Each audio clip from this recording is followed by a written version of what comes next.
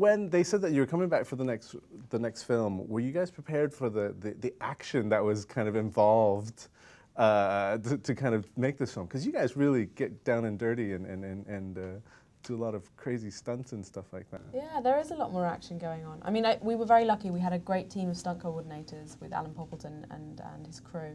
And we did about 2 weeks training at the start of the shoot. And then because it's such a long filming period, we got to kind of keep that going through the shoot. And by the time we got to the final battle at the end, we were ready for action. You have a very nice stance when you hold your bow and arrow. Is this something? Is this something that you want to pursue, or are you a master? Can you get the bullseye? I'm not sure I'd be so hot without the kind of visual effects arrows. They tend to hit the target every time. Was there anything in particular in your filming for you that was kind of daunting in terms of the stunts or things that were kind of more so than the first time around? Yeah, I mean, in the first film, I don't really do a lot of action or anything, but in the second film, I got to learn to ride and do some stunts, like, you know, my fight with Knickerbrick and falling off the cliff. And that was quite a hard stunt to do because it's basically like a trap door and it would just open beneath me and I'd just fall through. And also, we were on a real gorge. Yeah, we're on like the top of a real, like, 50-foot kind of gorge, which was like massive. And it was just like there, and I was just on this tiny little way. I was like, oh goodness. But horse riding was really fun because we were like trained by some of like the best horse masters in the world, which was amazing. Although the horse bolted when I tried to get into canter once, but I kind of picked myself up again and tried to get on again. I actually asked Ben this too. I said, you know, doing a film like this, does this make you a little bit more fearless in life in general? Do you find that you're a little bit more adventurous in making decisions about everyday things now, or, you know, I don't know, does it make you more cautious, or what does it do? I mean, it makes you try new things, really, and so I guess in that sense it makes you more fearless. I think it also exposes you to a lot of people that you would never otherwise meet. You know, Georgie and I have had the opportunity to work with a prosthetics department, a stunt team, a greens crew, everything, and meeting all those different people definitely just teaches you about how you interact with people in everyday life. And then what's it like to go back to school now, to have this life, talking to people like me, and then going back to hang out with classmates and stuff? Is it? Well, yeah, I mean, my life basically consists of what I call like two worlds. And there's this world where it's like, you know, filming and publicity, and I'm Georgie Henley. And then I go home and I'm just Georgie, and all of my friends know me, and I'm just, you know, I'm just doing stuff that a normal 12-year-old girl does, and, you know, worrying about homework and things. And for you, do people recognize you on the streets now, or is it kind of? I get recognised every now and then. I started university about 3 weeks after we finished filming the second film, and I got a few funny looks in lectures, but people are very good about it. I've got very grounded and supportive friends, and I don't walk around with huge sunglasses and a big sign saying, "Hi, I'm the Narnia girl." Yeah, exactly. No, she actually does. No, I'm joking. So, you know, it's a little bit bittersweet for you. What was the last day of shooting like, to kind of know that, you know, this is the end of the road for your role on Narnia?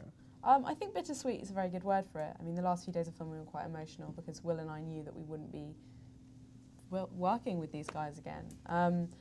But at the same time, you know, I've had such a wonderful time making these films, but it's time for me to do something different. I'm really loving being at university and doing a lot of student drama, and I'm looking to play new roles and try new things and maybe do something with people in rooms that's a bit smaller and more character-based. Okay, I know it's the magic of cinema and all the CGI and stuff, but was there a version of Aslan roaming around? Like, is there any kind of fake lion running? Like, I don't know, because when you hugged him, I mean, this is just like, you know, the magic of movies. It really looked like there was a lot of fur going on. I'm just wondering if there was a version of Aslan that you actually did get to hug, or a piece of him that, like... Yeah, exactly. It was like a piece of him, and it was like a massive, they kind of tried to make it as real as possible. It was like a massive kind of lion head with a metal structure, and you'd put it on your shoulders, and then you'd be screwed into it, and you'd just say the lines. And if you actually watch the movie carefully, I don't actually hug Aslan's body. I'm always hugging his mane or his head or something, because they only had this lion head. But it made it a lot easier, which was good. Was it easier this time around to work with, you know, CGI and things like that because you're so used to it the first time around, or? I think we did use the film as a building block in terms of experience with the CGI, but we also had a lot more humans in this film. You know, last time it was just the 4 children, and then you had Tilda Swinton as the White Witch and James McAvoy, but a couple of beavers and things. This time we had a whole race of Talmarines, so we actually had more human cast. Okay, speaking of human cast, Prince Caspian, there's a scene that perhaps you might have to kiss him, and I'm just wondering, did you prepare for that, or was it one of those things? Were you on the day of the kiss? Were you kind of like, oh, I'm going to kiss my, somebody that I treat like my brother, or was it more? Well, I'd known Ben for about 5 months by the time we'd done that scene and spent every day of those 5 months with him, so I knew him incredibly well. And it was my first screen kiss, so I was quite kind of nervous about it. How many takes did it take? I've no idea. You're like, oh, wrong. A few, definitely a few. But I'm not really into public displays of affection, and we were both up on this kind of podium with 300 extras, so you couldn't really get more public. But I think Susan could probably do a lot worse than Prince Caspian.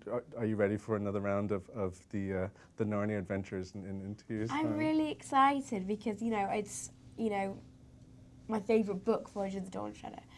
And although I won't be doing it without these guys, Anna and Will, and Andrew, the director, is leaving as well. But I'm looking forward to kind of challenging myself more with new people and new faces, and I think it'll be fun. Looking forward to it. Thank you very much. Great, it was nice talking to you. Lovely to meet you. Thank you very much. Thank you.